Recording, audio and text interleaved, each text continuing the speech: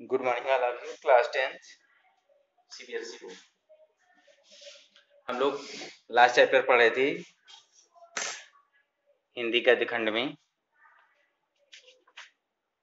थोड़ा सा पढ़े थे, देखिए आज उसके आगे पढ़ते हैं। चैप्टर का नाम था सर्वेश्वर, राइटर थे सर्वेश्वर दयाल सक्सेना, और चैप्टर का शीर्षक था मानवीय करुणा की दिव्य चमक। मानवीय करुणा की दिव्य चमक।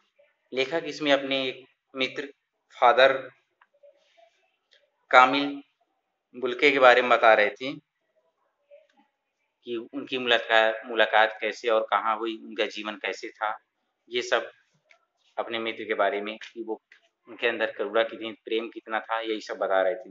देखिए आइए उसके आगे आज पढ़ते हैं जहाँ तक पढ़े थे।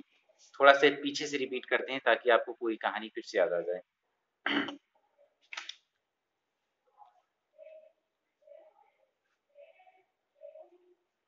देखिए फादर कामिल से यहाँ से शुरू करते हैं।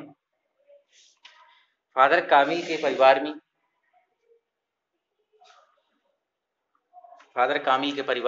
भरा पूरा परिवार था। माता पिता भाई बहन सब लोग थे।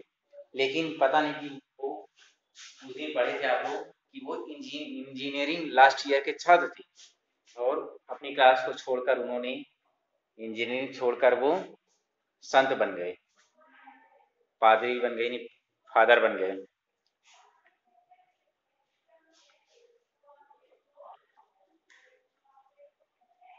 मुझसे जब भी कभी पूछा जाता आपको अपने देश की याद आती है, आपको अपने देश की याद आती है, तो वो एक ही जवाब देते, मेरा देश तो अब भारत है। उनसे जब भी पूछा जाता कि आपको अपने देश की कभी याद आती है, तो उनका हमेशा एक ही जवाब होता, मेरा देश अब भारत है। मैं जन्मभूमि पूछ रहा हूँ, यानी लेखक क्या कह रहा है कि मैं जन्मभूमि जहाँ पर तुमने जन्म लिया मैं उसकी बात कर रहा हूँ। हाँ आती है, बहुत सुंदर है मेरी जन्मभूमि रेम्स चैपल, बेल्जियम में। बेल्जियम के थे ना, याद आया कुछ? घर में किसी की याद, घर में किसी की याद आती है? हाँ, फादर ने जवाब दिया, माँ की याद आती है, बहुत याद आती है माँ की। फिर अक्सर माँ की स्मृति में डूब जाते थे। जैसे ही बोलते थे कि माँ की याद आती है, फिर माँ की यादों में वो डूब जाते थे, खोए खोए रहते थे।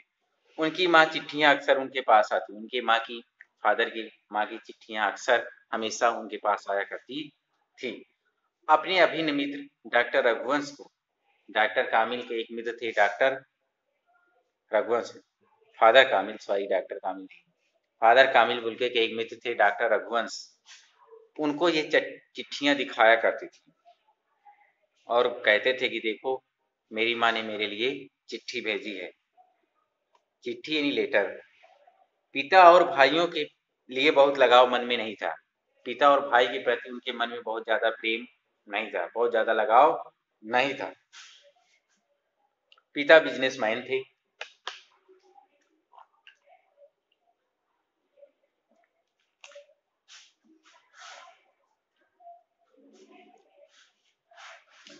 पिता व्यवसायी थे। एक भाई वहीं पादरी हो गया है, एक भाई वहीं पादरी हो गया है,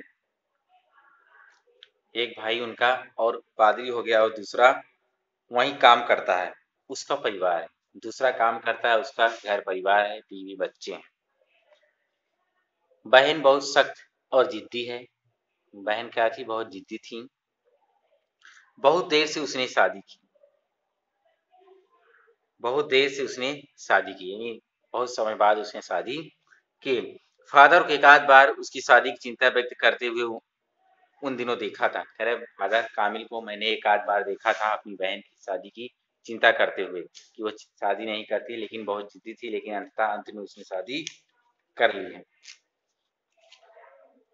भारत में बस जाने के बाद 2 या 3 बार वो अपने परिवार से मिलने भारत से बेल्जियम गए। भारत में जब से वो आए और बस गए, फिर अपने परिवार से मिलने के लिए वो बेल्जियम 2 या 3 बार वापस गए।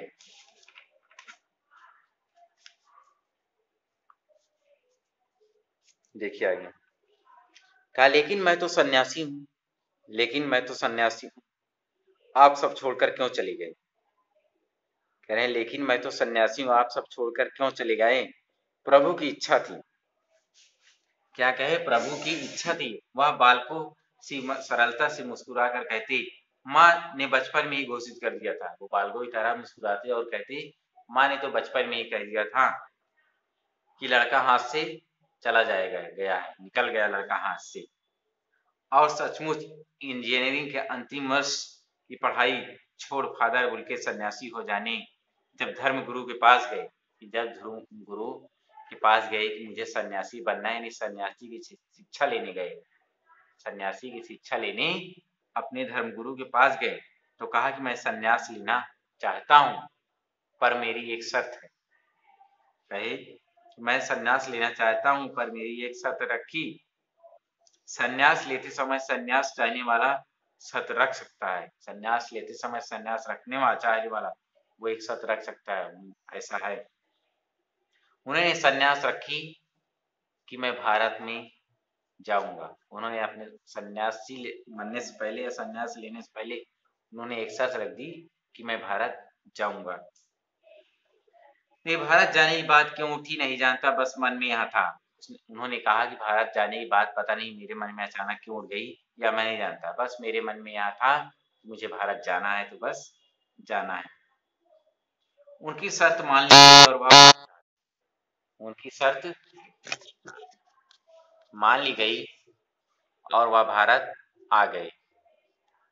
उनकी शर्त मान ली गई और वह भारत आ गए एक दिन। देखिए आगे।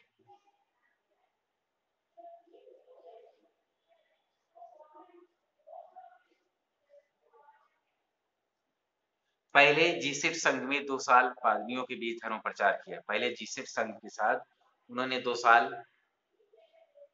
क्या किया? पादरियों के साथ जितने धर्म, पादरी क्या होते हैं? ईसाई धर्म के जो धर्म गुरु होते हैं, उन्हीं को आचार्य होते हैं, उनको पादरी कहते हैं। फिर उनके साथ इन्होंने धर्माचार की पढ़ाई की, इन धर्म के बारे में अच्छे से सीखा। फिर 9-10 वर्ष दार्जिलिंग में पढ़ते रहे। फिर 9-10 वर्ष वो कहाँ रहे? दार्जिलिंग में रहे। कलकत्ता कोलकाता से बीए किया, कलकत्ता यानी कोलकाता से उन्होंने बीए किया, और फिर इलाहाबाद से एमए। कलकत्ता से फिर उन्होंने बीए भी किया और फिर इलाहाबाद से उन्होंने एमए किया। उन दिनों डॉक्टर धीरेन्द्र वर्मा हिंदी विभाग के अध्यक्ष थे जब ये इलाहाबाद में एमए कर रहे थे। शोध प्रबंध प्रयाग विश्वविद्यालय के हिंदी विभाग में रहकर 1950 में पूरा किया। हिंदी विभाग में शोध प्रबंध प्रयाग विश्वविद्यालय से उन्होंने 1950 में पूरा किया। राम कथा उत्पत्ति और विकास, राम कथा और उत्पत्ति और विकास, परिमल में उसके अध्याय पढ़े गए थे, परिमल में उनके अध्याय पढ़े गए थे। फादर ने मातरलिंग के प्रसिद्ध नाटक ब्लू बर्ड का रूपांतरण भी किया। नीलपंछी नाम से उन्होंने एक नाटक है मातरलिंग के प्रसिद्ध नाटक ब्लू बर्ड का हिंदी में रूपांतरण किया नीलपंछी के नाम से। बाद में वह सेंट जेवियर्स कॉलेज रांची में, बाद में वे कहाँ गए? सेंट जावियर्स कॉलेज रांची में हिंदी तथा संस्कृत विभाग के विभागाध्यक्ष हो गए। सेंट जेवियर्स कॉलेज में हिंदी तथा संस्कृत विभाग के विभागाध्यक्ष चुने गए, और यहीं उन्होंने अपना प्रसिद्ध अंग्रेजी हिंदी कोर्स तैयार किया, और यहीं पर उन्होंने अपना प्रसिद्ध हिंदी अंग्रेजी कोर्स तैयार कर लिया, और बाइबल का अनुवाद भी किया, और बाइबल का अनुवाद किया, और वही बीमार पड़े। बाइबल का अनुवाद किया, हिंदी अंग्रेजी शब्दकोश, डिक्शनरी, जिसको हम लोग क्या बोलते हैं, डिक्शनरी तैयार की, और बाइबल का अनुवाद किया। फिर वहीं ये बीमार पड़ गए, फिर पटना आ गए। बीमार पड़ने के बाद ये पटना आए, दिल्ली आए और चले गए। 47 वर्ष देश में रहकर 73 वर्ष की जिंदगी जीकर वो 47 वर्ष देश में रहे, कुल मिलाकर 73 साल तक वो अपनी जिंदगी जिए। यानी जब 26 साल के थे तभी यहाँ आ गए थे। फादर बुल्के के संकल्प से सन्यासी थे, फादर बुल्के संकल्प से सन्यासी थे, परंतु कभी कभी लगता है कि वह मन से सन्यासी नहीं थे, परंतु कभी कभी लगता है कि वह मन से सन्यासी नहीं थे। रिश्ता बनाते थे, तोड़ते ही थे। वो रिश्ता बनाते थे, हमेशा जोड़ते थे। कभी किसी के साथ रिश्ता तोड़ते नहीं थे। दसियों साल बाद मिलने के बाद भी उसकी गंध महसूस होती थी। अर्थात 10 साल हो गए थे उनसे मिले हुए, 10 साल बाद भी उनसे मिलने की जो गंध थी या जो उनसे मिलने की जो खुशबू थी वह आज भी महसूस हो रही थी। उनके द्वारा बताया गया, उनके द्वारा जो प्रेम अनुभव किए गए थे, प्रेम भाव अनुभव, वह आज भी महसूस हो रही थी। वह जब भी दिल्ली आती जरूर मिलते। वह जब भी दिल्ली आते जरूर मिलते। खोज कर समय निकाल कर वह जब भी दिल्ली आते जरूर मिलते। खोज कर समय निकाल कर गर्मी सर्दी बरसात झेल कर मिलते। गर्मी सर्दी बरसात झेल कर मिलते, चाहे 2 मिनट के लिए ही सही हो। वह जब भी दिल्ली आते वह मिलते जरूर थे।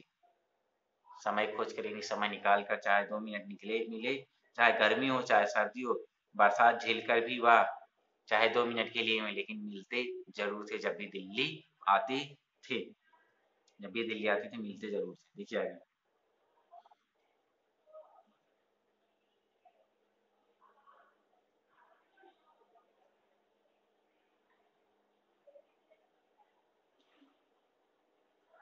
यह कौन सन्यासी करता है, भला ऐसा कौन सन्यासी करता है। उनकी चिंता हिंदी को राष्ट्रभाषा में देखने की थी। वो चिंता कर उनकी एक ही चिंता थी कि हिंदी को राष्ट्रभाषा के रूप में देखी जाए। हर मंच से इसका तकलीफ बयान करते थे। फादर कामिल के हर मंच से अपने इस दर्द को बयां करते थे कि हिंदी को राष्ट्रभाषा घोषित किया जाए, बनाया जाए। इसके लिए आकट तर्क देते थे। इसके लिए वो बहुत से तर्क भी दिया करते थे। बस इसी एक सवाल पर उन्हें झुंझलाते देखा। बस इसी एक सवाल पर उनको मैंने झुंझलाते हुए देखा है। और हिंदी वालों द्वारा ही हिंदी की उपेक्षा पर दुख करते हुए पाया है। और मैंने देखा है कि वे हिंदी वाले द्वारा, ये जो हिंदी जानते हैं, जो हिंदी बोलते हैं, जिनकी कर्मस्थली धर्मस्थली सब कुछ क्या है, हिंदी है, वही लोग हिंदी को उपेक्षित करते हैं, वही लोग हिंदी की उपेक्षा करते हैं। यह सब देखकर वह अत्यंत दुखित हो जाया करते थे, बहुत दुख अनुभव करते थे। देखिए आगे, घर परिवार के बारे में, निजी दुख तकलीफ के बारे में पूछना उनका स्वभाव था। जब भी वे मिलते, घर परिवार के बारे में दुख तकलीफ, अच्छा भला सब ठीक है या घर में सब हाल चाल, यानी वह वो पूछना, लोगों के प्रति उनका ऐसा लगाव था, ऐसा स्वभाव था उनका कि वह सबसे अपने स्वभाव के अनुरूप ऐसे ही प्रश्न पूछते थे। बड़े से बड़े दुख में उनके मुख से सांत्वना के जादू भरे 2 शब्द सुनना एक ऐसी रोशनी भर देता था जो किसी गहरी तपस्या से जन्मती है। कहें घर परिवार के बारे में क्या करें, कहें बड़े से बड़ा दुख, चाहे जितना बड़ा दुख तकलीफ हो, परेशानी हो, समस्या हो, वो अपने सांत्वना भरे संदेश या सांत्वना भरे शब्दों से, अपनी सांत्वना भरे 2 शब्दों से ऐसी रोशनी भर देते थे, जैसे ऐसा लगता था कि उनके शब्दों में कोई न कुछ जादू भरा हो। ऐसा लगता था जैसे उनके शब्दों में कोई जादू भरा हुआ हो, जिससे गहरी तपस्या जन्म लेती हो। हर मौत दिखाती है, हर मौत दिखाती है जीवन को नई राह। हर मौत जिंदगी को एक नई राह, एक नया रास्ता दिखाती है।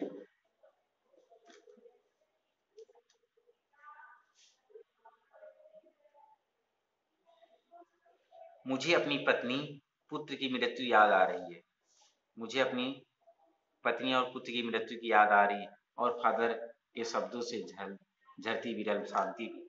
मुझे अपनी पति और पुत्र की मृत्यु की याद आ रही है, लेखक कह रहे हैं। और कह रहे लेकिन फादर के शब्दों से, फादर जब मैं इस समय मेरे शब्दों में जब कुछ कहते थे, उनकी वह शांति भरी बातें भी मुझको याद आ रही, वो मुझे किस प्रकार सांत्वना दे रहे थे।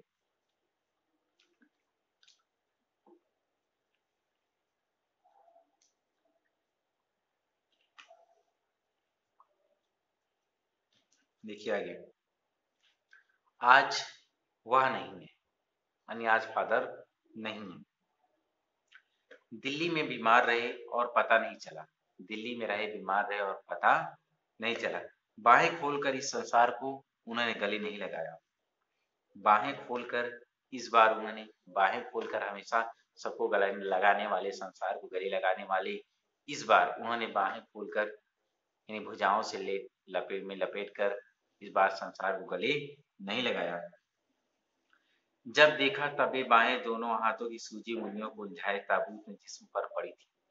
जब देखा उन बाहों को, जब देखा उन दोनों भुजाओं को सूजी उंगलियों की, यानी सूजी उंगलियां सूजी हुई थी, उलझी हुई ताबूत में जिसमें पड़ी हुई थी, यानी ताबूत में उनकी उलझी हुई उंगलियां पड़ी हुई थी। जो शांति बरसती थी वह चेहरे पर स्थिर थी, जो शांति बरसती थी वह चेहरे पर स्थिर थी। तरलता जम गई थी, उनके मुख से निकलने वाली तरलता जम गई। वह 18 अगस्त 1982 की सुबह 10 बजे का समय था। 18 अगस्त 1982 का समय था जब उनकी मृत्यु हुई थी, फादर कामिल मुल्के की। दिल्ली में कश्मीरी गेट की निकलसन, दिल्ली के कश्मीरी गेट की निकलसन कब्रगाह में उनका ताबूत एक छोटी सी नीली गाड़ी में उतारा गया। 1882 में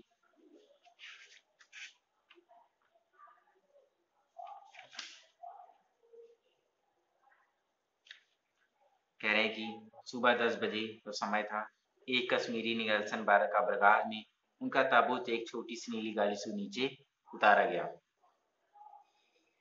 कुछ पादरी और रघुवंश जी का बेटा, उनके परिजन राजेश्वर सिंह उसने उतार रहे थे।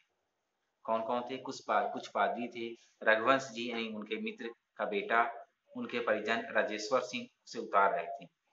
फिर उसे उठाकर एक लंबी सकरी, फिर उसे उठाकर एक लंबी सकरी उदास पेड़ों की घनी छांव वाली सड़क से कब्रगाह के आखिरी छोर तक ले जाया गया, जहां धरती की गोद में सुलाने के लिए कब्र आवाज मुंह खोले लेटी हुई थी। कहना उन्हें एक घनी पेड़ की छाया की तरफ सड़क के किनारे ले गया गया, आखिरी छोर तक ले गया गया, जहां धरती की गोद में पहले से ही खुदी हुई है कब्र, उनका मुंह, कब्र जो है मुंह खोले हुई उनका इंतजार कर रही थी।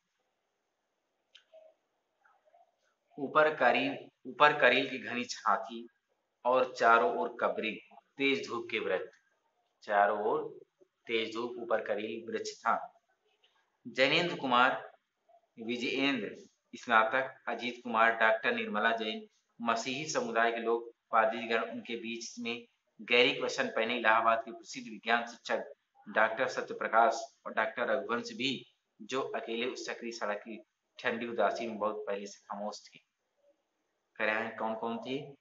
जैनेन्द्र कुमार, विजेंद्र स्नातक, अजीत कुमार, डॉक्टर निर्मला जैन, मसीही समुदाय के और लोग, पादरी लोग, उनके चाहने वाले, और इलाहाबाद की विज्ञान शिक्षा डॉक्टर सत्यप्रकाश, डॉक्टर रघुवंश, ये सब उस सकरी सड़क के किनारे ठंडी सांस ले रहे थे। सबके अंदर दुख भरा हुआ था और सब खामोश थे। दुख की किन्हीं अपरिचित आहटों से दबे हुए थे, दुख की किसी अपरिचित आहटों से वे सब दबे हुए थे, सिमट गए थे। कब्र के चारों ओर फादर की देह, कब्र के चारों ओर फादर की देह पहले कब्र के ऊपर लिटाई गई। क्या कहने करे? सिमट गए थे कब्र के चारों तरफ, सभी लोग कब्र के चारों तरफ खड़े हो गए थे। फादर की देह, शरीर पहले कब्र के ऊपर लिटाई गई। मसीही विधि से अंतिम संस्कार हुआ, यही मसीही जैसे लोग ईसाई लोग करते हैं उस विधि से उनका संस्कार हुआ। रांची के फादर पास्कल तोइना के द्वारा, रांची के फादर थे पास्कल तोइना, उन्होंने मसीही संस्कार के साथ उनका अंतिम संस्कार संपूर्ण करवाया। उन्होंने हिंदी में मसीही विधि से प्रार्थना की, उन्होंने हिंदी में मसीही विधि की प्रार्थना की। सेंट जेवियर्स के रेक्टर फादर पास्कल ने उनके जीवन और कर्म पर श्रद्धांजलि अर्पित करते हुए कहा, फादर बुल्के धरती में जा रहे हैं, कहा फादर बुलबुल के धरती में जा रहे हैं, इस धरती से ऐसे रत्न और पैदा हों, इस धरती से ऐसे रत्न और पैदा हों। डॉक्टर सत्यप्रकाश ने भी अपनी श्रद्धांजलि में अनुकरणीय जीवन को नमन किया। फिर देह कब्र में उतार दी गई, फिर शरीर को कब्र के नीचे उतार दिया गया।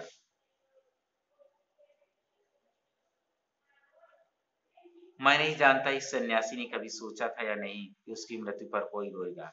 मैं नहीं जानता कि इस सन्यासी ने कभी ने ऐसा सोचा था या नहीं सोचा था कि उसकी मृत्यु पर भी कोई कभी रोएगा, लेकिन उस क्षण रोने वालों की कमी नहीं थी, अर्थात उस समय रोने वालों की कमी वहां पर नहीं थी। नम आंखों को गिनना स्याही का फैलाना है, नम आंखों को गिनना मतलब स्याही का फैलाने के समान है। इस तरह हमारे बीच से वह सदा के लिए चला गया, जो हमसे सबसे अधिक छायादार फल फूल गंज से भरा और सबसे अलग था।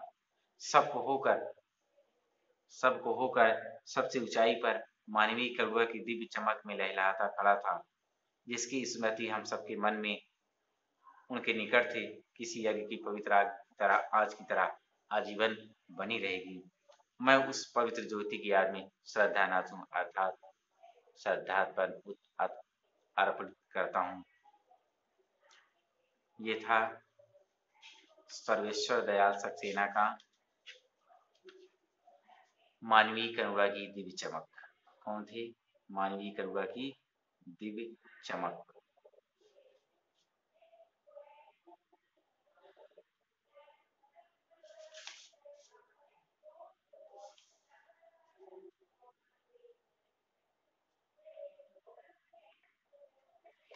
देखिए अब इसमें प्रश्न अभ्यास दिए गए हैं पाठ्य पुस्तक से, आपके इनको पढ़ना है, करना है, भाषा अध्ययन है, पठोत्तर संहिता है, ये सब आपको करने हैं।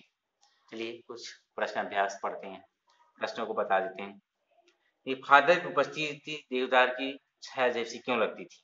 फादर जब भी कहीं उपस्थित होते थे तो ऐसा लगता जैसे देवदार के समान कोई एक ऊंचा वृक्ष है। फादर बुल्के साहित्यिक परिमल के सभी सदस्यों में सबसे बड़े तथा आदरणीय थे। वे मानवीय गुणों से लबालब थे, उनके अंदर सारी मानवीय गुण मौजूद थे। उनके हृदय में सबके लिए कल्याण की कामना थी, उनके हृदय में एक ही बात थी, सबका कल्याण हो। वे पुरोहितों की तरह आशीर्वाद से लोगों को लबालब कर देते, अर्थात उनके मुख से हमेशा आशीर्वाद ही निकलता था। उनकी नीली आंखों में सदैव वात्सल्य यानी प्रेम दिखाई देता था। ये हो गया उनकी विशेषताएं। अगला है फादर बुल्के भारतीय संस्कृति के एक अभिन्न अंग है, किस आधार पर ऐसा कहा गया है? देखिए आप लोग पढ़े अभी, फादर बुल्के भारतीय संस्कृति में लगभग पूरी तरह रच बस गए थे। यह उनके निम्नलिखित आचरणों द्वारा स्पष्ट होता है। जैसे वो क्या थे? फादर बुल्के ने अपने देश का नाम पूछने पर भारत को अपना देश बताया, है ना। वो क्या बताते थे? भारत ही मेरा देश है। हाँ, जन्मभूमि वो रैम्प चैपल को बताते, लेकिन जब भी उनसे कोई पूछता कि आपका देश क्या है तो वो भारत को ही अपना देश बताते थे। और जैसे भारतीय संस्कृति के महानायक राम और राम कथा को अपने शोध का विषय चुना उन्होंने। भारतीय संस्कृति के महानायक राम और राम कथा को उन्होंने अपने शोध और का विषय चुना और राम कथा उत्पत्ति और विकास पर शोध प्रबंध किया। उन्होंने हिंदी और संस्कृत को केवल पढ़ा ही नहीं बल्कि संस्कृत के कॉलेज में विभागाध्यक्ष भी रहे हैं। लोगों को सिर्फ पढ़ा ही नहीं बल्कि अपने ज्ञान को लोगों तक पहुंचाया भी, बांटा भी। उन्होंने प्रसिद्ध अंग्रेजी हिंदी शब्दकोश लिखा, उन्होंने प्रसिद्ध हिंदी अंग्रेजी शब्दकोश डिक्शनरी लिखी। जहाँ हिंदी जानने वाले हिंदी की उपेक्षा करते थे, जहाँ हिंदी जानने वाले लोग हिंदी की उपेक्षा करते थे, हिंदी को नहीं जान मतलब हिंदी की देखरेख नहीं करते थे, वहाँ फादर हिंदी को राष्ट्रभाषा के रूप में देखने में इच्छुक थे और उनको इस बात का बड़ा दुख होता था कि लोग हिंदी, यहाँ के लोग हिंदी को जानने वाले लोग हिंदी की उपेक्षा करते हैं। परिमल के सदस्यों घर भारतीय उत्सव और संस्कारों में भाग लेते थे। लेखक के पुत्र का अन्न सान यानी बच्चे के मुख में पहली बार जब अन्न डाला जाता है, जैसे आप होता है ना, बच्चे जन्म लेते हैं तो उनको होता है ना 5-6 दिन बाद, महीनों बाद जो उनका होता है ना, कहते हैं खाना ना अन्न, पहली बार जब बच्चों के मुख में अन्न डालना जाता है, छठ क्या बोलते हैं ऐसा कुछ, तो वही कह रहे हैं उसमें इन्होंने भाग लिया था, लेखक के पुत्र अन्नप्राशन में। पाठ में आए उन प्रसंगों का उल्लेख कीजिए जिससे फादर बुल्के का हिंदी प्रेम प्रकट होता है, जिससे लगे कि उनको हिंदी से बहुत प्रेम था। पहले ही बता चुके उन्होंने हिंदी में एमए किया, पढ़े हैं, है ना। उन्होंने 1950 में अपना शोध प्रबंध भी राम कथा उत्पत्ति और विकास हिंदी में ही पूरा किया। उन्होंने प्रसिद्ध अंग्रेजी हिंदी शब्दकोश किया। वे हिंदी को राष्ट्रभाषा के रूप में देखने के लिए सदैव चिंतित रहे। हिंदी को राष्ट्रभाषा बनाने के लिए उन्होंने तमाम तर्क प्रस्तुत किए। जब हिंदी वाले हिंदी को उपेक्षा करते थे तो वो बहुत दुखी होते थे। इससे पता चलता है कि वे हिंदी से उनका कितना प्रेम रहा होगा। इस पाठ के आधार पर फादर कामी बुल्के की जो छवि बढ़ती है उसे अपने शब्दों में लिखिए। क्या है, पाठ के आधार पर फादर बुल्के मानवीय करुणा के अवतार प्रतीत होते हैं। जैसा चैप्टर के अनुसार है, जिनमें वात्सल्य और ममता कूट कूट कर भरी थी। अपने प्रियजनों के प्रति अत्यधिक आत्मीयता रखते हुए उन पर करुणा, ममता, वात्सल्य की वर्षा निरंतर करते रहते थे और अपने प्रियजनों के प्रति इतनी आत्मीयता रखते थे कि अपने आशीर्वादों से लोगों के मन को लबालब भर देते थे। इस तरह वे मानवीय करुणा के अवतार थे। आगे हैं पांचवा, लेखक ने फादर बुल्के को मानवीय करुणा की दिव्य चमक क्यों कहा है। लेखक ने फादर बुल्के को मानवीय करुणा की दिव्य चमक क्यों कहा। ये फादर क्या था, फादर मानवीय गुणों से भरे हुए थे। उनमें मानव के प्रति कल्याण की भावना थी, यह बात सब लोग जानते हैं। उनमें अपनापन, ममता तो था, करुणा था, प्रेम, वात्सल्य और सहृदयता थी। वे सहृदय इतने थे कि एक बार समीप आकर सदैव समीप बने रहते थे। एक बार पास आकर वो सदैव के लिए पास में ही रहते थे। कभी किसी एक बार अगर किसी के समीप आ गए तो समीप हमेशा के लिए समीप में बने रहते थे। वे कभी किसी से दूर नहीं होते थे।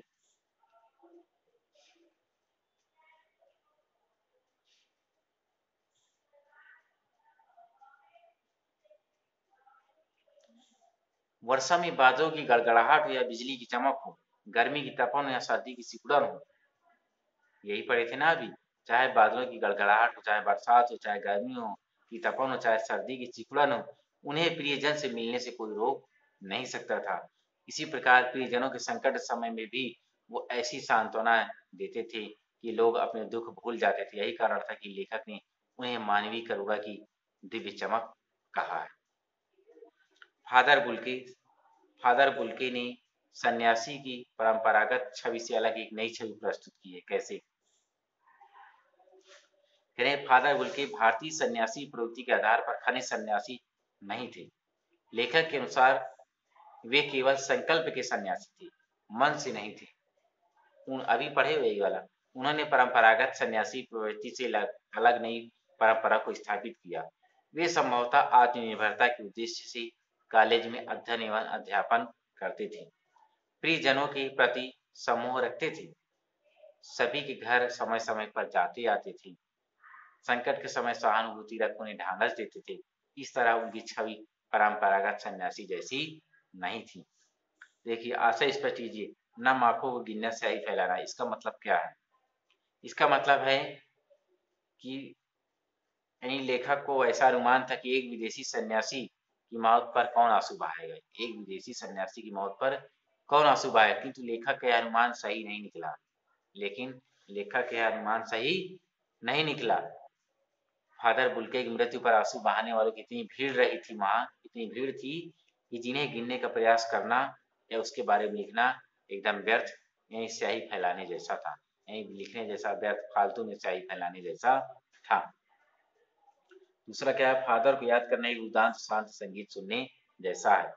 कह रहे हैं जिस प्रकार उदास संगीत को सुनने पर एक निश्चितता छा जाती है, कह जिस प्रकार उदास संगीत को सुनने पर निस्तब्धता छा जाती है, आंखें भर आती है, स्मृति में हृदय रो पड़ता है। उदास संगीत जानते हैं ना, सैड सॉन्ग। एक एक स्मृति मन को कचोटने लगती है। इस प्रकार स्मृति पटल पर संपूर्ण जीवन चरित्र आने लगता है और हृदय अवसाद से भर जाता है। इसीलिए लेखक ने कहा, फादर को याद करना एक उदास शांत संगीत सुनने जैसा है। ये था आपका क्वेश्चन आंसर अभ्यास प्रश्न। अब दिया है रचना और अभिव्यक्ति। अभिव्यक्ति ये आपके क्वेश्चन में आते हैं एग्जाम में। इनको आपको अपने विचारों से लिखना होता है। आपके विचार से बुल्के ने भारत आने का मन क्यों बनाया होगा, यह आपको अपने से बना के लिखना है। ठीक है, अब आप इनके बारे में इतना जान चुके हैं कि इन्होंने भारत आने का मन क्यों बनाया होगा। चलिए थोड़ा सा पढ़ते हैं, बनाते हैं। पहली बात तो ये, फादर बुल्के एक ईसाई धर्म के सन्यासी थे। वे प्रबुद्ध थे, उन्होंने भारतीय संस्कृति में बहुत पढ़ा सुना होगा, इसलिए अध्ययन किया होगा। शायद उन्होंने जान लिया होगा कि भारतीय सरल हृदय के लोग होते हैं और वहाँ अतिथियों का बहुत सम्मान होता है अतः वहाँ सहृदय जनों के मध्य रहकर अतः वहाँ सरल हृदय लोगों के मध्य रहकर अपनी संस्कृति से परिचय कराने में सरलता होगी और संस्कृति को जानने में सहायता मिलेगी। अध्यात्म के लिए भारत भूमि जगत में प्रसिद्ध रही है, शायद इसलिए उन्होंने मन बनाया हो कि हम भारत जाएंगे। अतः हो सकता हो इस प्रकार उन्हें अध्यात्म रुचि के कारण भारत आने का निर्णय किया हो। ये सब आपको अपनी अभिव्यक्ति व्यक्त करना है, यानी अपने में सोच विचार के इसको ऐसे लिखना है। दूसरा है, बहुत सुंदर है मेरी जन्मभूमि रेम्स चैपल। इस पंक्ति में फादर बुल्के के अपनी जन्मभूमि प्रति कौन सी भावनाएं व्यक्त होती हैं? आप अपनी जन्मभूमि के बारे में क्या सोचते हैं? जैसे उन्होंने अपने बताया कि मेरी जन्मभूमि रेम्स चैपल यही बेल्जियम में बहुत अच्छा है, बहुत सुंदर है। इससे उनके कथन में यहाँ पता चलता है कि वो अपनी जन्मभूमि से बहुत प्रेम करते थे, श्रद्धा रखते थे, जिसके कारण भारत में वे लंबे समय तक रहते हुए भी वे अपनी जन्मभूमि को भूल नहीं पाए थे, जबकि उनके जीवन का अधिकांश समय भारत में बीता, अपने देश में कम। अतः उनके मन में वही भाव थे जो अपने देश, अपनी जन्मभूमि प्रेम करने वाले देश प्रेमी में होनी चाहिए।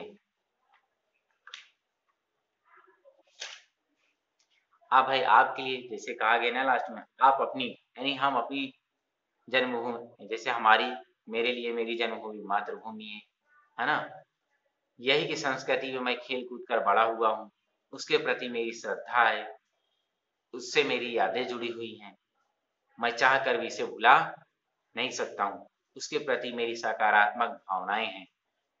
इससे मैं कोई कार्य नहीं कर सकता हूँ जिससे मेरी जन्मभूमि को अपमानित होना पड़े। ये हो गया। अब क्या है, भाषा अध्ययन। मेरा देश भारत विषय पर 200 शब्दों का निबंध लिखना है। ये आपको करना है, घर पे लिखना है सब। और क्या है, आपका मित्र हडसन एंड्री ऑस्ट्रेलिया में रहता है, उसे इस बार गर्मी की छुट्टियों के दौरान भारत के पर्वतीय प्रदेशों को भ्रमण हेतु आमंत्रित करते हुए पत्र लिखिए। चलिए मान लिया आपका मित्र हडसन है, एंड्री नहीं, आपका कोई भी मित्र हो,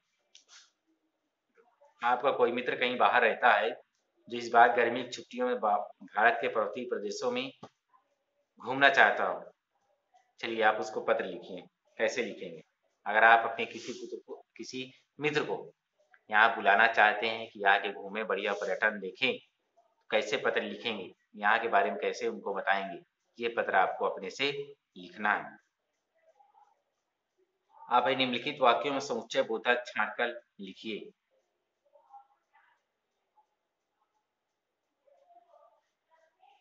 तब भी जब वह इलाहाबाद में थे और तब भी वह दिल्ली आते थे। समुच्चय बोधक यानी दो वाक्यों को जोड़ रहा है, दो वाक्यों को जो मिला रहा है इसमें कौन है, देखिए। तब भी जब वह इलाहाबाद में थे और तब भी जब वह दिल्ली आते थे। हम देखिए इसमें और ऐसा शब्द है जो पहले वाक्य और दूसरे वाक्य को जोड़ रहा है। समुच्चय वाक्य उसी को कहते हैं जो जोड़ते हैं, इकट्ठा करते हैं। माँ ने बचपन में ही घोषित कर दिया था कि लड़का हाथ से गया। माँ ने बचपन में घोषित कर दिया था कि लड़का हाथ से गया। बताइए इसमें क्या हुआ, कौन जोड़ रहा है? कि लड़का हाथ से गया, घोषित कर दिया था, फुल स्टॉप था, एक वाक्य हो गया। फिर की लड़का हाथ से गया, लड़का हाथ से गया, बीच में क्या बच रहा है, की, यानी की क्या हुआ, समुच्चय बोधक हुआ। उनके मुख से सांत्वना के जादू भरे दो शब्द सुनना एक ऐसी रोशनी से भर देता था जो किसी गहरी तपस्या से जन्म लेती है। यहाँ क्या दिया हुआ है, जो, क्या दिया हुआ है, जो। ठीक, अगला है, पिता और भाइयों के लिए, पिता और भाइयों के लिए बहुत मन में लगाव नहीं था, बहुत लगाव मन में नहीं था, लेकिन वो स्मृति में अक्सर डूब जाते। लेकिन क्या है, दो वाक्यों को जोड़े, जो दो वाक्यों को जोड़ने वाला जो शब्द होता है वही क्या होता है, समुच्चय बोधक होता है। समुच्चय यानी इकट्ठा करने वाला चिन्ह होता है। ठीक, छाट लेंगे। और दिया है, पाठ्येतर सक्रियता में फादर बुल्टे की यातना भी भरी मृत्यु के पर लेखक के मन में क्या भाव उत्पन्न हुए। ठीक है, ये सब आपको अब करना है अपने से।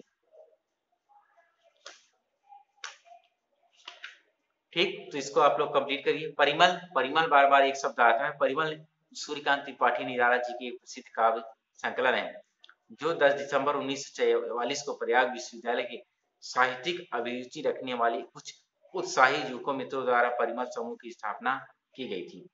परिमल द्वारा अखिल भारतीय स्तर की गोष्ठियां आयोजित की जाती थी जिनमें कहानी, कविता, उपन्यास, नाटक आदि पर खुली आलोचना और उन्मुक्त बहस की जाती थी। परिमल का कार्य क्षेत्र इलाहाबाद था। जौनपुर, मुंबई, मथुरा, पटना, कटनी में इसकी शाखाएं रही हैं। परिमल में इलाहाबाद में साहित्य चिंतन के प्रति नए दृष्टिकोण पर न केवल निर्माण किया बल्कि शहर के वातावरण को एक साहित्यिक संस्कार देने का भी प्रयास किया। फादर कामिल का जन्म 1909 ईस्वी में हुआ था और 1982 में उनकी मृत्यु हो गई। उन्होंने एमए और पीएचडी हिंदी में की। उनके प्रमुख कृतियां राम कथा उत्पत्ति और विकास, राम कथा और तुलसीदास, मानस कौमुदी, ईसा जीवन और दर्शन, अंग्रेजी हिंदी कोश। 1974 में 1974 में उन्हें पद्म भूषण से सम्मानित किया गया। ये था आपका चैप्टर समाप्त। आज से आप लोगों का गद्य और काव्य दोनों समाप्त हो चुका है। जिस चैप्टर का होमवर्क जितना भी बताया गया है इसको आपको कॉपी में नोट करना है। उसके बाद कॉपी जब स्कूल खुलेगा आपको कॉपी चेक करानी पड़ेगी गद्य और काव्य का। इसके बाद अब नेक्स्ट बुक या नेक्स्ट ग्रामर पढ़ाएंगे। ठीक है, इसको काम कंप्लीट करिए। Okay, bye.